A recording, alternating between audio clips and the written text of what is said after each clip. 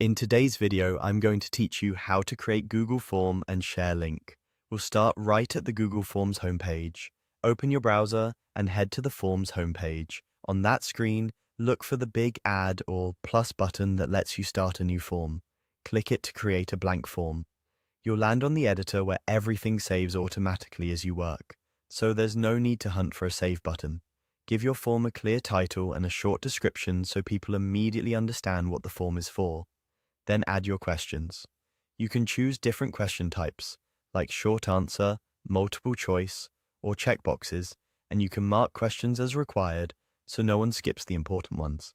Keep your questions concise and consistent, and feel free to reorder them until the flow makes sense. Once you're happy with how the form looks and reads, it's time to make it available. Look for the Publish option in the editor. Clicking Publish prepares your form for sharing and creates a link anyone with access can open to respond, depending on your organization's settings. If a confirmation window appears, go ahead and click Publish again to finalize. That second click simply confirms you're ready to make the form live. Remember, publishing doesn't lock you out of changes.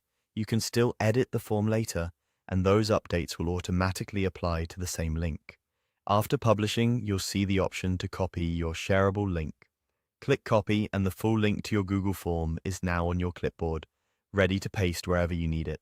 You can drop it into an email, a chat message, a document, or a website.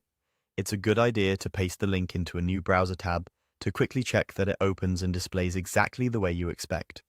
If you spot anything you want to tweak, return to the editor, make the change, and your existing link will reflect the update right away.